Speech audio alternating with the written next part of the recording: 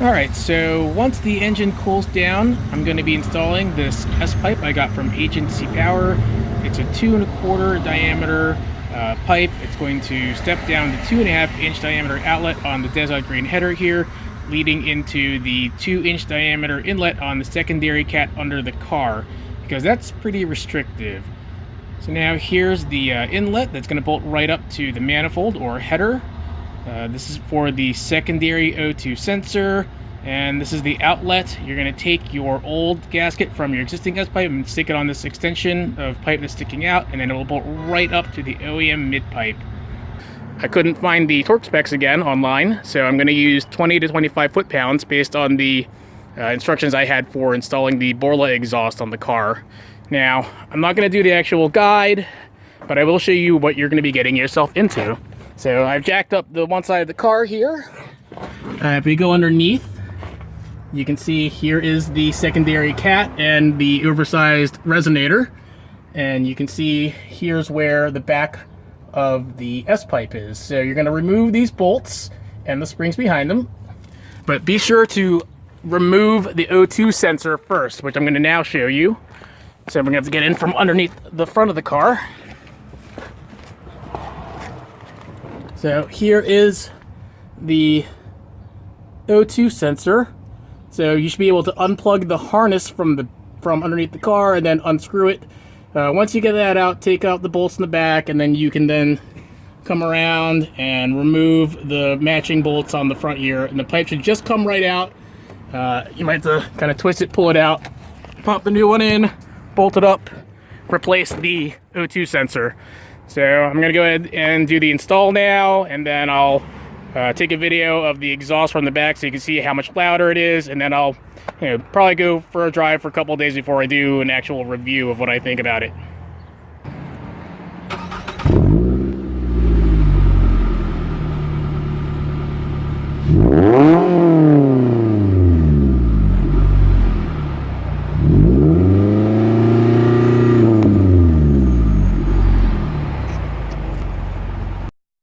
So the S-pipe install last night did not go as planned.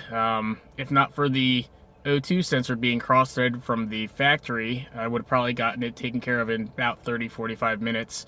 That being said, my friend Mike was over last night, thank God, working with me to try to get that O2 sensor out. We used the WD-40, the one that's actually like the penetrating lube. And I eventually had to use a vice clamp to hold the O2 sensor in place while I used the S-pipe itself for leverage to slowly unscrew it, and that's how I discovered that it was cross-threaded in there. I mean, it was bad enough that it actually snapped part of the vice clamp off, so I'm gonna have to go to the store and see if they'll replace it under warranty. Anyway, I did do some driving with the car last night. It seems maybe a little bit louder, possibly a little bit deeper. I can't really say, it's hard to tell.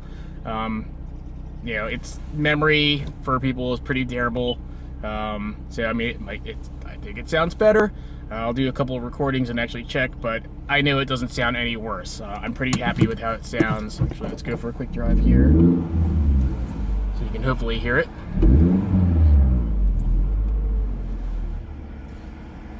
Yeah, actually, it is a little bit louder. Ooh, but it does sound good.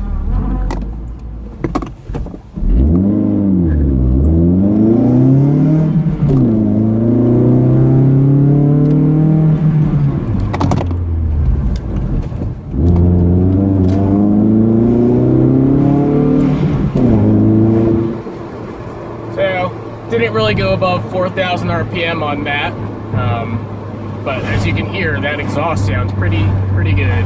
So overall, pretty happy. Didn't lose any low end torque that I can tell.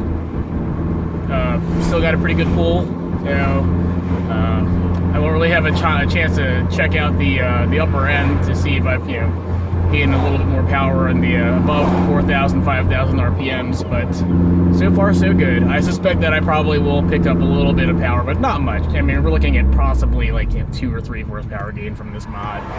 So hopefully you have more success installing yours than I did with mine.